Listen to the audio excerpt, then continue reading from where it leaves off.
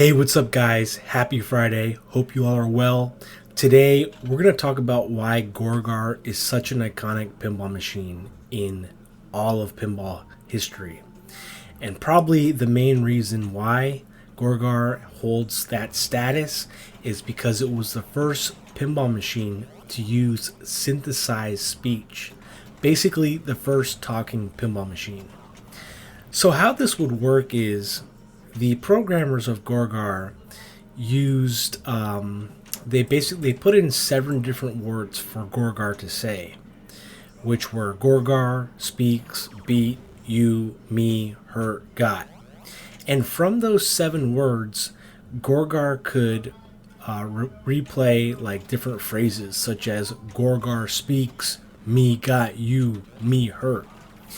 And so it was really this interesting kind of feature in pinball that players had never really seen before, which is why Gorgar stands out and will forever stand out because it introduced speech to other pinball tables like Xenon, Bride of Pinbot.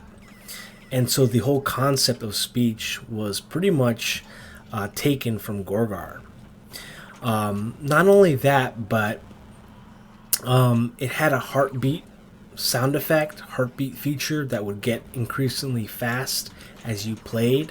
So it would add this like intensity as you played. So you're hearing speech from this Gorgar creature, you're hearing his heartbeat, and you're playing this table.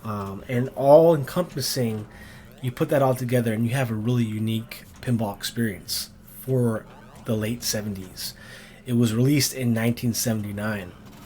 And also, an interesting fact is that the person whose voice was used for Gorgar was a man named John Doremus, who worked in Chicago and worked for the airlines, providing like audio. So that was pretty interesting as well. I also looked on his wiki page, and he was the announcer for the Oklahoma Sooners football. He provided voiceover work for NFL films of highlight packages. So he was kind of like a voice actor. And it's really neat that, that's who ended up being the voice for such an iconic, creature like Gorgar. What's also notable about this table is that it basically produced 14,000 units in production, and it put Williams back on the top over Bally. So this was before Bally and Williams became one company, before they merged. So Bally was still Williams' competitor. So this table really kind of put them back at the top, and just a really fun table because of its personality. And it also used like an early magnet feature at the snake pit. But aside from all those things, Gorgar is still an incredibly fun table to play. It's just got simple logic. Hitting the banks of targets will light the bumpers. You got a saucer or kick out hole. You have that magnet at the snake pit. You have a spinner, and it's just like early solid state simplicity, but in all its glory, basically.